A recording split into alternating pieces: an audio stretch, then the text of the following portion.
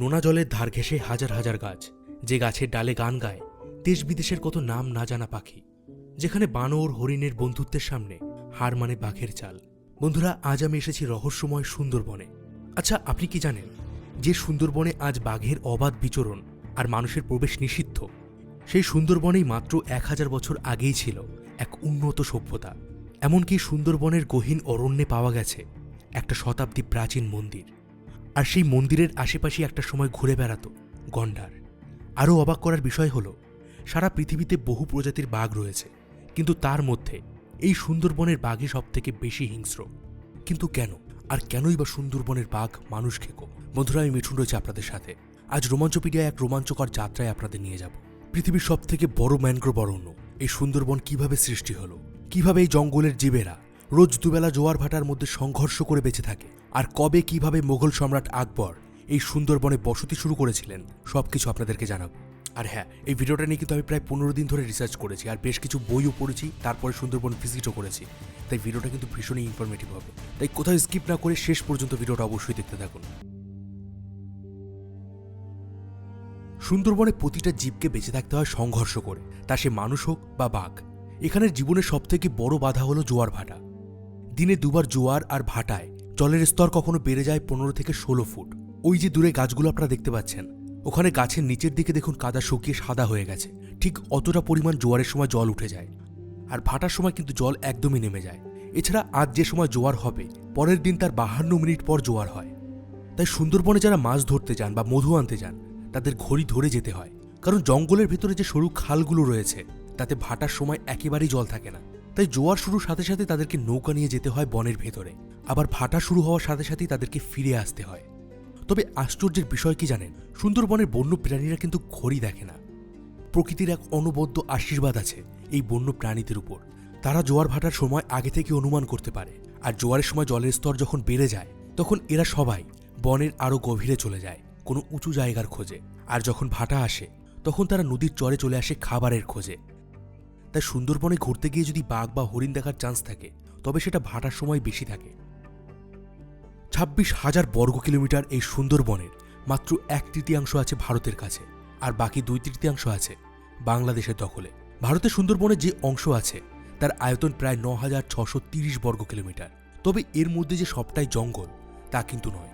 এখানে মানুষের বসতি আর বন্যপ্রাণীদের থাকার জন্য বনের জায়গা ভাগ করা আছে। সেগুলোর ডিটেলস আমি ভিডিওতে আগে জানাবো। আর মাঝে মধ্যেই অনেকেই এটা নিয়ে ডিবেট করেন যে কোন দেশের সুন্দরবন বেশি আকর্ষণীয়, সেটাও আমি ভিডিওতে এক্সপ্লেন করে দেব। এই সুন্দরবনের প্রতিটা প্রাণী দারুণ সাঁতারু, কারণ বেঁচে থাকার জন্য খাবারের খোঁজে হরিণ হোক বা বানর, সবাইকেই এক দ্বীপ থেকে আরেক দ্বীপে যেতে হয়। আর সুন্দরবনের সব থেকে ভালো সাঁতারু হলো সুন্দরবনের বাঘ। তারা 3 থেকে 4 কিলোমিটার চওড়া নদী অনায়াসেই সাঁতরে পার করে দেয়। তবে এদের সাঁতারের ধরন অনেকটাই আলাদা। বাঘ প্রথমে নিজের লেজটাকে জলের মধ্যে ফেলে দেখে যে জলের স্রোত কোন দিকে যাচ্ছে আর তার গতি কেমন। এরপর সে ওপরের একটি পয়েন্টকে টার্গেট করে, আর তারপর শুরু হয় তার সাঁতার। যদি কোনো কারণে বাঘ তার সেই টার্গেট মিস করে, তো সে আবার মাঝপথ থেকে ফিরে আসে আর পুনরায় আবার সাঁতার শুরু করে। হ্যাঁ, সুন্দরবনের বাঘ যে কি ভয়ানক রকমের সাহসী এবং জেদি, এটা তার একটা বড় প্রমাণ। সুন্দরবনের বাঘের আরও বেশ কিছু ইন্টারেস্টিং ঘটনা আমি আপনাদেরকে বলবো, তবে তার আগে আপনাদেরকে এটা বলে দেই যে এই সুন্দরবন নামটা কিভাবে এলো। সুন্দরবন এই নামটার পেছনে অনেকগুলো কারণ আছে। সমুদ্রের পাশে এই বন হওয়ায় এটাকে একসময় সমুদ্র বন বলা হতো। অনেকে বলে থাকেন এই সমুদ্র বনটাই অপভ্রংশ হয়ে সুন্দরবন নামটা এসেছে। তবে সবথেকে বেশি প্রচলিত আরেকটা কারণ হলো এই বিশাল জঙ্গলে সুন্দরী গাছ পাওয়া যায়, আর সেই গাছের নাম থেকেই বনের নাম হয়েছে সুন্দরবন। এবার আমার মনে একটা প্রশ্ন এসেছিল যে হঠাৎ করে এই গাছটার নাম কেন সুন্দরী হলো? দেখতে তো গাছটা অতটা সুন্দর নয়। আসলে এই যে সুন্দরী গাছের কথা এখানে বলা হচ্ছে, এটার পাতাগুলোর এক পাশ সবুজ এবং আরেক পাশ সিলভার কালারের, আর যখন হাওয়া বইতে থাকে তখন এই পাতা দুলতে থাকে, আর সেই সুন্দর দৃশ্যের জন্যই এই গাছের নাম হয়েছে সুন্দরী গাছ। তবে শুধু কিন্তু পাতা নয়, এই গাছের কাঠও কিন্তু ভীষণই ভালো। যখন এই সুন্দরী কাঠ চেরাই করা হয়, তখন এর ন্যাচারাল কালার পালিশের রঙকেও হার মানিয়ে দেয়। তাই এই কাঠ ভীষণই মূল্যবান। এই তো গেল সৌন্দর্যের কথা। প্রাকৃতিক দিক থেকেও দেখতে গেলে এর কিন্তু ভীষণই গুরুত্ব আছে। আর একটা পরীক্ষায় দেখা গেছে, আমরা সাধারণত যে গাছগুলো আশেপাশে দেখতে পাই তার থেকে বেশি পরিমাণ কার্বন ডাইঅক্সাইড গ্রহণ করে এই সুন্দরী গাছ। তাই দেখতে সাদামাটা হলেও এই সুন্দরী গাছ কিন্তু আসলেই সুন্দর। ভারতের সাইডে সোনাখালী থেকে হলিডে ডেস্টিনেশনের বোটে করে আমাদের জার্নি শুরু হয়। তবে আগে যখন নদীতে জল বেশি ছিল তখন ক্যানিং থেকেই বোটে করে যাওয়া যেত সুন্দরবনে। এখানে আমাদের রুট ম্যাপটা আপনাদের একটু বুঝিয়ে দেয়। প্রথম দিন সোনাখালী থেকে বোটে করে আমরা যাব গোসাবা বাজার, সেখানে হ্যামিল্টন বাংলো আর বেকন বাংলো আমরা ঘুরব, আর সেখান থেকে আবার বোটে করে যাব পাখিরালয়। এবার এই যে সুন্দরবনকে বলা হয় পৃথিবীর সব থেকে বড় ম্যানগ্রোভ অরণ্য, তার কারণ কি? পৃথিবীতে তো হাজারো নদী আছে, তাহলে কেন গঙ্গার মোহনাতেই এই বিশাল সুন্দরবনের সৃষ্টি হলো? চলুন এবার সেটা আপনাদেরকে বলি। সুন্দরবন সৃষ্টি নিয়ে দুটো কারণ আছে, একটা হলো সায়েন্টিফিক, আর একটা কারণের পেছনে লুকিয়ে আছে হিন্দু মাইথোলজি, আর আমি দুটোই আপনাদেরকে বলবো। আজ থেকে 7 কোটি বছর আগে হিমালয় পর্বতমালা সৃষ্টির কাজ শুরু হয়েছিল, আর হিমালয় গঠিত হওয়ার পর এখানে বেশ কয়েকটা নদীও সৃষ্টি হয়। গঙ্গা, ব্রহ্মপুত্র, মেঘনা, যমুনা, পদ্মা, এমন বহু নদী। আর সৃষ্টি হওয়ার পর থেকেই এই নদীগুলো হিমালয়ের বুক চিরে তীব্র গতিতে বইতে শুরু করে, সাথে হিমালয়ে পলিমাটি নিয়ে আসতে শুরু করে মোহনার দিকে। কিন্তু এই নদীগুলো যতই মোহনার দিকে এগোতে থাকে ততই এর ঢাল কমতে শুরু করে। আর এখানে আপনাদেরকে বলে দেই, এই নদীগুলোর ঢাল সুন্দরবনের এলাকায় 12 সেন্টিমিটারেরও কম। তাই যখনই ঢাল কমে যায় নদীর গতিও কমে যায়। আর যে পলিমাটি এবং নুড়ি কাকড় তারা হাজার হাজার কিলোমিটার ধরে বয়ে নিয়ে আসছিল তা জমা হতে শুরু করে এই মোহনার ধারে। আর এভাবেই লক্ষ লক্ষ বছর ধরে পলি জমে গড়ে ওঠে একের পর এক দ্বীপ। আর সেই দ্বীপে জন্ম নেয় এক বিশেষ প্রজাতির গাছ, যে গাছ পৃথিবীর বেশিরভাগ নদীর মোহনাতেই দেখা যায়। আর তৈরি হয় এই বিশাল সুন্দরবনের। সোনাখালী থেকে প্রায় 2 ঘন্টা বোটে জার্নি করে আমরা পৌঁছাই গোসাবায়। এই যে গোসাবাকে আপনারা দেখছেন, এখানে কিন্তু 200 বছর আগেও ছিল ঘন জঙ্গল, আর বাঘের ভয়ে এদিকে বেশি একটা লোকজন থাকতো না। কিন্তু ধীরে ধীরে সময়ের সাথে এখানে বসতি তৈরি হয়। ভারতবর্ষে অনেক ব্রিটিশ এসেছিলেন, কেউ কেউ ভারতীয়দের উপর অনেক অত্যাচার করেছিলেন, আবার কেউ কেউ ভারতীয়দের উপকারের জন্য অনেক কাজ করেছিলেন। আজ তেমনই একজন ব্রিটিশের ব্যাপারে বলবো, যিনি ভারতীয়দের উপকারের জন্য অনেক কিছু করেছিলেন। আমার পিছনে আপনি যে বাংলো বাড়িটা দেখতে পাচ্ছেন, এটা হলো একজন ব্রিটিশ অফিসারের। তার নাম ছিল স্যার ড্যানিয়েল হ্যামিল্টন, যিনি সুন্দরবনে এসে এই যে গোসাবা বাজার রয়েছে এখানে প্রায় 9,000 একর জমি কিনেছিলেন। আর সেই জমি কিন্তু তিনি নিজের জন্য কেনেননি, তিনি এই সুন্দরবনে যে সমস্ত মানুষরা ছিলেন তাদের ব্যবসার জন্য তিনি এই জমিটা কিনেছিলেন। আর সেই সময় তিনি 500 টাকা অনুদান দিয়েছিলেন এই সমস্ত ব্যবসায়ীদেরকে। 1932 সালে কবিগুরু রবীন্দ্রনাথ ঠাকুর যখন হ্যামিল্টনের আমন্ত্রণে গোসাবায় এসেছিলেন, তখন এই বেকন বাংলোতে তার থাকার ব্যবস্থা করে দিয়েছিলেন স্যার হ্যামিল্টন। আর ঠিক এই কারণে এই বেকন বাংলো সুন্দরবনের এক অন্যতম ট্যুরিস্ট স্পট। গোসাবা থেকে পাখিরালয়ের দিকে যাওয়ার সময় নজরে পড়ে পৃথিবীর সবথেকে দ্রুততম পাখি পেরিগ্রিন ফ্যালকন, যা ঘন্টায় প্রায় 300 কিলোমিটার গতিতে উড়তে পারে। এখানে আরও একটা জিনিস আপনারা লক্ষ্য করবেন যে জঙ্গলের বাইরের দিকে কিছু নাইলনের নেট দিয়ে ঘেরাও করা আছে। এটা মূলত বাঘের জন্য, যাতে তারা জঙ্গল থেকে বেরিয়ে নদী সাঁতরে ওপারের লোকালয়ে যেতে না পারে। এবার একটা বাঘকে কি সামান্য নাইলনের নেট দিয়ে আটকানো যায়? না, বাঘ চাইলে কিন্তু এক থাবাতেই এই নাইলনের নেটটা ছিঁড়ে দিতে পারে। কিন্তু এটা বাঘের জন্য একটা সাইকোলজিক্যাল ব্যারিয়ারের মতো কাজ করে। তারা ভাবে যে এই নেটের কাছে গেলে তারা কোনো ফাঁদের মধ্যে আটকে পড়ে যাবে বা তাদের কোনো ক্ষতি হবে। তবে কিছু বাঘ কিন্তু মাঝে মধ্যেই এই নাইলনের জাল ছিঁড়ে ওপারের লোকালয়ে চলে যায়। সে সময় সেই বাঘটাকে ট্রাঙ্কুলাইজার দিয়ে বেহুশ করে কালো চাদরে ঢাকা খাঁচায় করে দূরে একটা দ্বীপে নিয়ে গিয়ে ছেড়ে দেওয়া হয়। আর সেই দ্বীপটার খুব কাছে আমি গিয়েছিলাম, যেখানে সবথেকে বেশি পরিমাণে মানুষকে খুব বাঘ আছে, সেটা আমি আপনাদেরকে ভিডিওতে দেখাবো। এবার একটু আগেই আপনাদেরকে যে বললাম সুন্দরবন সৃষ্টির পেছনে হিন্দু মাইথোলজিতে খুব সুন্দর একটা ব্যাখ্যা আছে, চলুন এবার সেটা আপনাদেরকে বলি। বিষ্ণু পুরাণ মতে ভগবান রামের 13তম বংশধর ছিলেন রাজা সাগর। রাজা সাগর একবার যখন অশ্বমেধ যজ্ঞ করেছিলেন, তখন দেবরাজ ইন্দ্রের সাগরের উপর ভীষণ হিংসে হয়। তখন ইন্দ্র সাগরে সেই অশ্বমেধ যজ্ঞের ঘোড়া লুকিয়ে নিয়ে আসেন বঙ্গোপসাগরের তীরে কপিল মুনির আশ্রমে, আর সেখানে তিনি ঘোড়াটাকে বেঁধে রাখেন।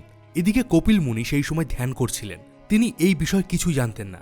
অশ্বমেধ যজ্ঞের নিয়ম ছিল যে যজ্ঞের ঘোড়া যদি কেউ আটকে রাখে তবে তার সাথে সেই রাজার যুদ্ধ হবে। ঘোড়া খুঁজে না পেয়ে রাজা সাগর তার 60,000 ছেলেকে পৃথিবীর বিভিন্ন প্রান্তে পাঠান। আর সবাই যখন কপিল মুনির সেই আশ্রমে ঘোড়াটাকে দেখতে পায়, তারা ভাবে যে কপিল মুনি হয়তো তাদের সাথে যুদ্ধ করতে চায়, আর এই কারণে তারা যুদ্ধের জন্য কপিল মুনির ধ্যান ভাঙে। কিন্তু সবকিছু ঘটনার অজান্তে থাকা কপিল মুনি রেগে গিয়ে সেই 60,000 সন্তানকে ভস্ম করে দেন।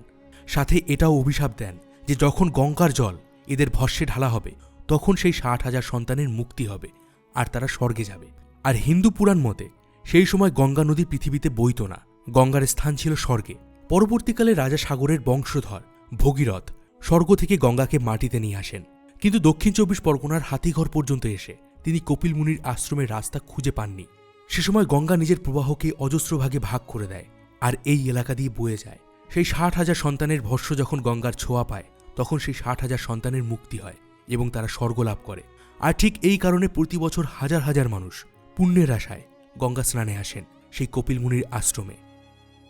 এই তো গেল পুরাণের কাহিনী, কিন্তু সুন্দরবনের সবথেকে ভয়ানক প্রাণী রয়্যাল বেঙ্গল টাইগার কেন লোকালয়ে যায়, আর কেনই বা তারা মানুষ খায়, চলুন এবার সেটা বলি।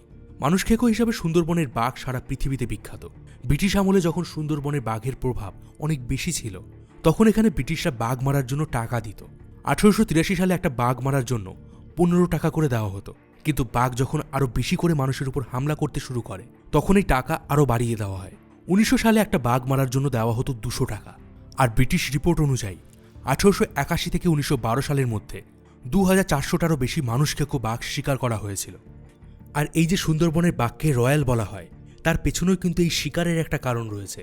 আর সেটা হলো কোনো এক সময় ব্রিটিশ রয়্যাল ফ্যামিলির একজন মেম্বার সুন্দরবনে একটি বাঘ শিকার করেছিলেন, আর তারপর থেকেই বাংলার এই বাঘের নামের আগে রয়্যাল নামটা বসে যায়। কিন্তু সুন্দরবনের বাঘ কিন্তু এখন অনেকটাই ভদ্র হয়ে গেছে। এমনকি ফরেস্ট ডিপার্টমেন্ট এটা দাবি করে যে সুন্দরবনের বাঘ প্রকৃতপক্ষে মানুষ খেকো নয়।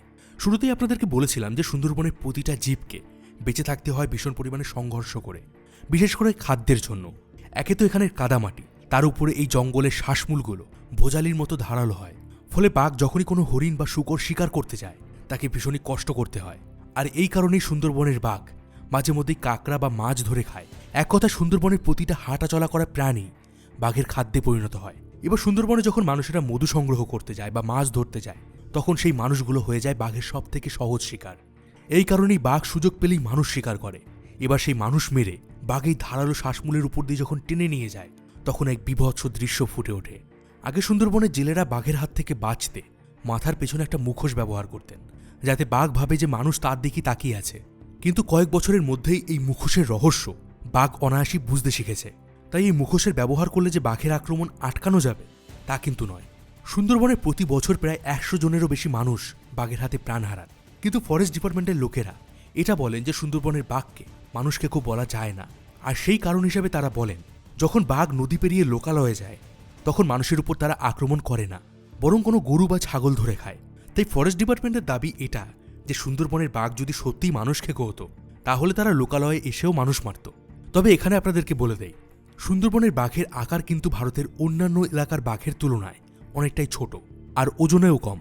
কিন্তু পৃথিবীর সব বাঘের মধ্যে সবথেকে বেশি হিংস্র তারা। তার কারণ হিসেবে সুন্দরবনে একটা স্টাডি করা হয়, আর সেখানে দেখা যায় যে সুন্দরবনের বাঘেরা বেশিরভাগ সময় নদীর নোনা জল পান করে, আর নুন জল শরীরের রক্তচাপ বাড়িয়ে দেয়, যার কারণে সুন্দরবনের বাঘের বিহেভিয়ার ভীষণ অ্যাগ্রেসিভ হয়। গোসাবা থেকে পাখিরালয়ের দিকে যেতে বোটে বসেই আমরা দুপুরের খাওয়া দাওয়া করছিলাম। আর এখানে এসে বেশিরভাগ টুরিস্ট একটা ভুল করেন, বাঘ দেখার আশায় তারা সুন্দরবনের আসল সৌন্দর্য উপভোগ করতে ভুলে যান।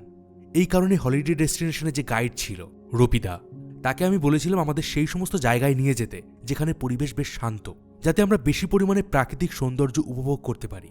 সুন্দরবনে বোটে করে ঘোরার সময় আপনি মাঝে মধ্যেই গাছে কিছু কাপড় বাঁধা দেখতে পাবেন। আমি আমাদের গাইড রবিদাকে জিজ্ঞাসা করে জানতে পারি, যখন জঙ্গলের ভিতরে কেউ মধু আনতে যায় বা মাছ ধরতে যায়, তখন তারা বনের পুজো করে জঙ্গলে প্রবেশ করে, আর জঙ্গলের বাইরের দিকে এইরকম কিছু কাপড় বেঁধে দেন। কিন্তু জঙ্গলের ভেতরে যদি কোথাও কখনো মানুষ বাঘের আক্রমণে মারা যায় বা বাঘের আক্রমণের শিকার হন, তখন জঙ্গলের বাইরে সেই জায়গা বরাবর ওই দলে থাকা বাকিরা একটা লাল কাপড় বেঁধে দেন, এখানে আসা অন্যান্য মাঝি এবং মৌলিদেরকে সতর্ক করার জন্য।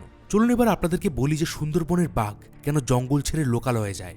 জঙ্গলে থাকা বেশিরভাগ শিকারী প্রাণীদের নিজস্ব করে একটা এলাকা থাকে, তেমনি সুন্দরবনে থাকা প্রত্যেকটা রয়্যাল বেঙ্গল টাইগারের একটা নিজস্ব এলাকা আছে। তারা এই এলাকা ঠিক রাখার জন্য তাদের শরীর থেকে এক ধরনের ফেরামিন নিঃসরণ করে, আর সেই ঘ্রাণ দিয়ে তারা নিজেদের এলাকা ঠিক করে। আবার কখনো গাছের গুঁড়িতে নখ দিয়ে আঁচড়ে রাখে। এবার যখন জোয়ার বা ভাটা হয়, তখন জলের স্তর অনেক বেড়ে যায়। তাই অনেক সময় এমন হয় যে ওই ফেরামিন যেটা বাঘ গাছের উপর ছড়িয়ে রেখেছিল সেটা জোয়ারের জলে ধুয়ে যায়, আর তখন বাঘ তার এলাকা নির্ধারণ করতে পারে না। আর অনেক সময় এই কারণেই তারা ভুল করে লোকালয়ে চলে যায়। এখানে বাঘের আরও একটা বিহেভিয়ার আপনাদেরকে বলি, তারা যখন কোনো গাছে নখ দিয়ে আঁচড় দেয়, তখন চেষ্টা করে যতটা সম্ভব উপরের দিকে আঁচড় দেওয়ার। আর ওই এলাকায় যদি ওই বাঘের থেকেও অন্য কোনো শক্তিশালী বাঘ আসে, তাহলে সে আগের আঁচড়ের আরও উপরে আঁচড় দেয়। আর এটা যখন আগের বাঘটা দেখতে পায়, তখন সে বুঝতে পারে যে ওই এলাকায় তার থেকেও একটা শক্তিশালী বাঘ এসেছে, আর সে তখন ওই নতুন বাঘের সাথে যুদ্ধ এড়াতে ওই এলাকা থেকে চলে যায়। প্রথম দিন টানা 6 থেকে 7 ঘন্টা জার্নি করে আমরা আসি পাখিরালয়ে। এখানে রাতে ঝুমুর নাচ দেখতে দেখতে পুরো সন্ধ্যাটা দারুণ এনজয় করি। নাচ শেষ হয় প্রায় রাত 10টার দিকে। তখন আমার একটু কৌতূহল হয় এই যারা নাচ গান করছিলেন এদের সাথে কথা বলা। তখন কথা বলে জানতে পারি এরা সুন্দরবনের আরও দূরের দ্বীপ থেকে এসেছেন, আর এখান থেকে এই রাতে আরও প্রায় 2 ঘন্টা নৌকা করে বাড়ি ফিরবেন। আর এত দূর থেকে এসে তাদের প্রাপ্যও কিন্তু খুব বেশি হয় না। সুন্দরবনের জীবন এমনই কঠোর। কলকাতা শহরের মতো এখানে জীবিকার কোনো বেশি পথ নেই। পরদিন সকালে আবার আমরা বেরিয়ে পড়ি বোটে করে। সুন্দরবনের আর একটা সব থেকে কমন ট্যুরিস্ট স্পট হলো সজনেখালি ওয়াইল্ড লাইফ স্যাংচুরি। বাঘ, হরিণ, বুনো শূকর, গোসাপ, কুমির, কচ্ছপ, নানা ধরনের পাখি, এই সব মিলিয়ে সুন্দরবনে প্রায় 453টারও বেশি বন্যপ্রাণীর বাসস্থান আছে। এবারে সুন্দরবন সম্বন্ধে একটা ইনফরমেশন আপনাদের এমন দেব যেটা শুনলে আপনি লিটারেলি হতবাক হয়ে যাবেন। এই সুন্দরবনে একটা সময় গন্ডার পাওয়া যেত, আর ধারণা করা হয় যে প্রাচীনকালে সুন্দরবনের এই জঙ্গলের সাথে উত্তরবঙ্গের জঙ্গলের কানেকশন ছিল। কিন্তু ধীরে ধীরে যত মানুষের বসতি বেড়েছে কাটা পড়েছে সেই জঙ্গল, আর আজ মাত্র 26,000 বর্গ কিলোমিটারের মধ্যে সীমিত হয়ে পড়েছে এই সুন্দরবনের জঙ্গল। সজনেখালি থেকে আমরা বোটে করে যাত্রা শুরু করি নেতিধোপানির দিকে। এখানে নদীর দুপাশে গোলপাতার ঘন জঙ্গল মনের মধ্যে কেমন একটা শিহরণ জাগায়। হয়তো এই সবুজ হলদে রঙের ঝোপের পেছন থেকেই কোনো বাঘ আমাদের দিকে তাকিয়ে আছে, কিন্তু তাকে আমরা দেখতে পাচ্ছি না। এখানে একটা জিনিস আপনারা লক্ষ্য করবেন যে সুন্দরবনের গাছগুলোর আকার বাংলাদেশের সুন্দরবনের তুলনায় অনেকটাই কম। আর এটা নিয়ে একটু রিসার্চ করে জানতে পারি যে ভারতের হুগলি নদীতে জলের পরিমাণ তুলনামূলকভাবে কমে গেছে, যার কারণে জলের নোনাভাব অনেকটাই বেড়ে গেছে। এই কারণে ভারতের দিকের ম্যানগ্রোভ অরণ্যের গাছের আকার অনেকটাই ছোট হয়ে গেছে। এমনকি নোনা জলের কারণে সুন্দরবনের সুন্দরী গাছের পরিমাণও কমে গেছে। অন্যদিকে বাংলাদেশের নদীগুলোতে মিষ্টি জলের পরিমাণ একটু বেশি হওয়ায় ওখানে সুন্দরী গাছের সংখ্যা অনেকটাই বেশি। তাই শুরুতেই আপনাদেরকে যে প্রশ্নটা বলেছিলাম যে ডিবেট হয় এটা নিয়ে যে কোন দেশের সুন্দরবন বেশি সুন্দর, তো নিঃসন্দেহেই বলা যায় যে বাংলাদেশের সুন্দরবন আরও বেশি সুন্দর।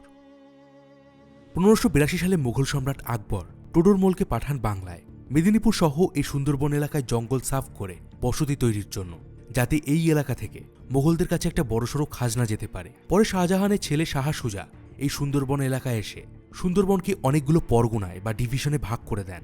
আর সেই সময় 24টা পরগনা জুড়ে সৃষ্টি হয়েছিল 24 পরগনা, যা এখন উত্তর এবং দক্ষিণ 24 পরগনা নামে বিভক্ত হয়ে গেছে। সেই মোগল আমল থেকে সুন্দরবনে মধু, কাঠ, মাছ, নুন এসবের ব্যবসা চলে আসছে। মোগলদের পর ব্রিটিশরাও সুন্দরবনের উন্নতির দিকে জোর দেয়। সে সময় বছরের 2 আনায় 1 বিঘা করে জমিতে চাষের জন্য খাজনা দিতে হতো। তবে মোগলরা আসার আগে যে এই এলাকায় মানুষ থাকতো না তা কিন্তু নয়। বলা হয় সুন্দরবনে 1000 বছর আগে একটি বিলুপ্ত জনজাতি ছিল, আর সেই জনজাতির একটি প্রমাণ আমরা পাই নেতিধোপানিতে, যেখানে জঙ্গলের গভীর অরণ্যে একটি 400 বছর পুরনো মন্দির আছে।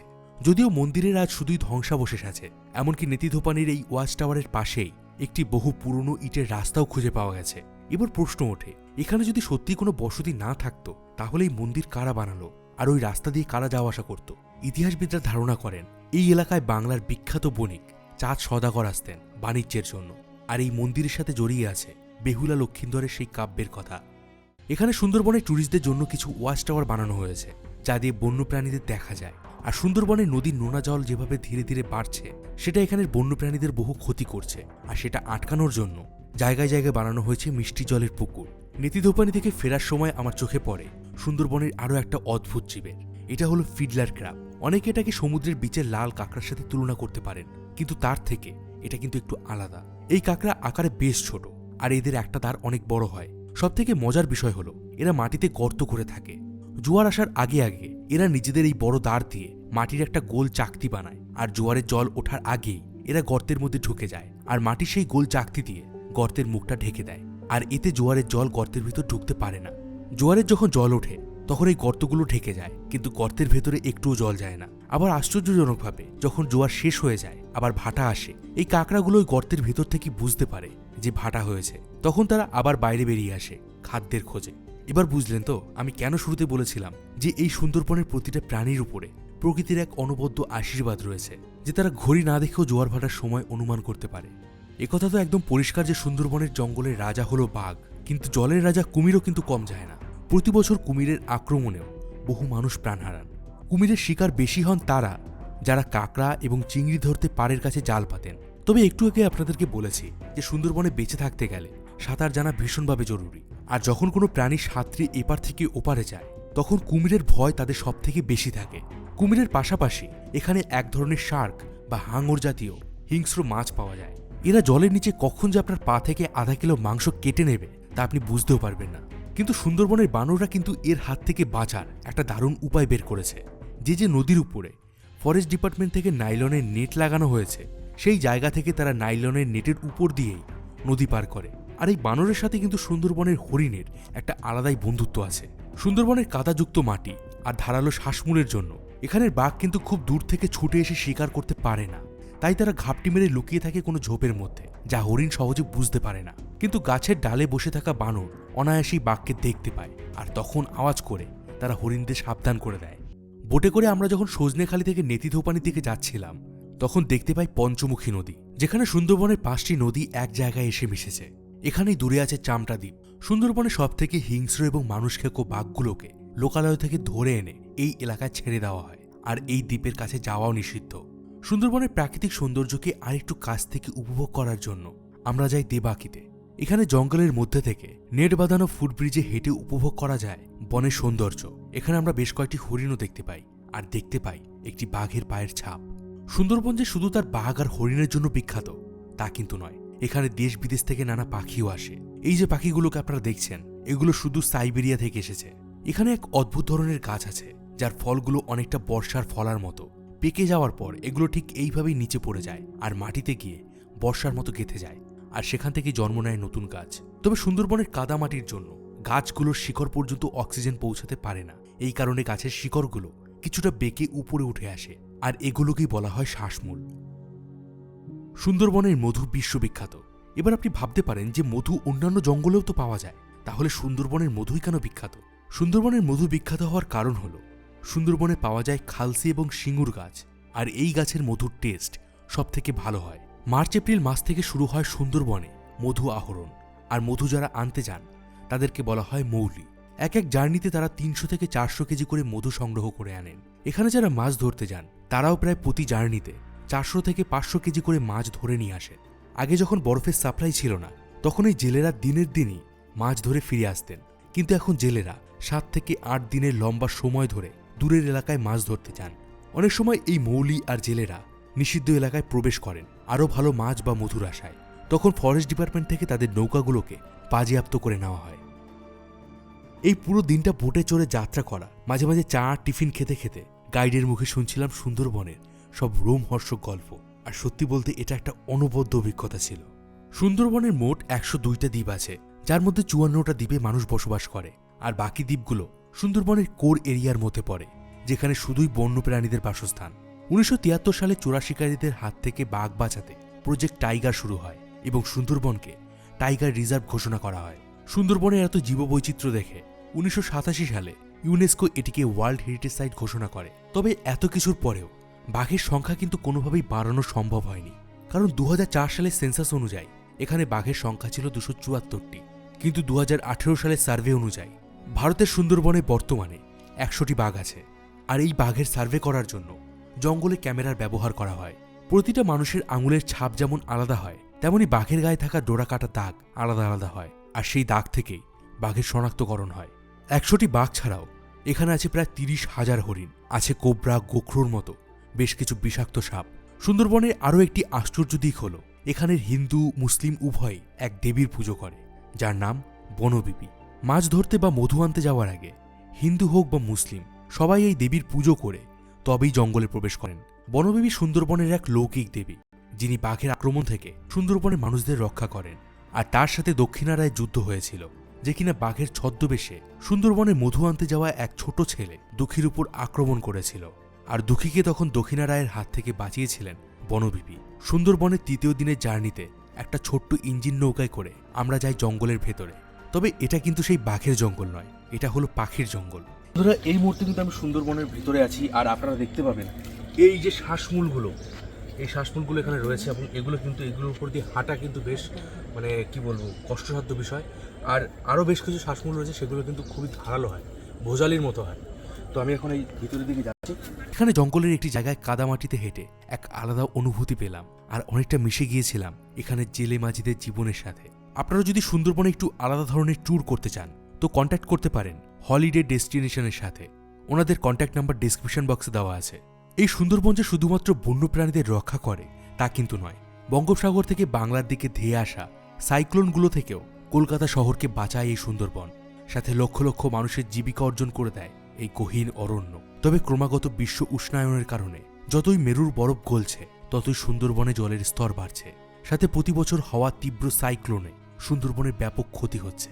এছাড়া হুগলি নদীতে জলের পরিমাণ কমে যাওয়ায় নদীতে একের পর এক চর তৈরি হচ্ছে, বেড়ে যাচ্ছে জলে লবণের পরিমাণ। অন্যদিকে মাছ ধরতে গিয়ে যে জাল পাতা হয় সেই জালের কারণে পাড়ের মাটি ধুয়ে যাচ্ছে, ইঞ্জিন নৌকা বা ট্রলার থেকে জলে মিশে যাচ্ছে তেল। আর এই সব কারণে যতই দিন যাচ্ছে সুন্দরবনের বন্যজীবন বিপদের মুখে পড়ছে। অবশেষে শুরু হয় আমাদের ফেরার পালা। আর যদি বলেন সুন্দরবন আমার কেমন লাগলো, তো আমি বলবো সুন্দরবন বনের রাজা। সুন্দরবন এক রোমহর্ষক অনুভূতি, সুন্দরবন ভয় এবং ভক্তির সমন্বয়। বন্ধুরা, আমি মিঠুন ছিলাম আপনাদের সাথে। আমি যতটা পেরেছি সুন্দরবনকে আমার এই 25 মিনিটের ভিডিওর মধ্যে ডিসক্রাইব করেছি, কিন্তু সুন্দরবন এতটাই বিশাল এবং এতটাই সুন্দর যে তার সৌন্দর্য এই একটা ভিডিওতে শেষ করা সম্ভব নয়। ইচ্ছে আছে ভবিষ্যতে সুন্দরবনের আরও একটা ভিডিও করব। আর এই ভিডিওটা যদি আপনার ভালো লেগে থাকে আপনি আমাদের চ্যানেলকে সাপোর্ট করতে পারেন। এই ভিডিওর নিচেই আপনি দেখতে পাবেন একটি থ্যাঙ্কস বাটন। ওই বাটনে ক্লিক করে আপনি আপনার ইচ্ছে মতো ডোনেট করতে পারেন আমাদের চ্যানেলকে। এতে আমি ইন্সপায়ার হব আপনাদের জন্য এমনই আরও কিছু অসাধারণ ভিডিও তুলে আনার জন্য। আর হ্যাঁ, ভিডিওটি যদি ভালো লেগে থাকে তাহলে অবশ্যই লাইক করে দিন, বন্ধুদের সঙ্গে শেয়ার করে দিন। আর জীবনে অন্তত একবার সুন্দরবনে ঘুরে আসুন, কথা দিচ্ছি ভালো লাগবে।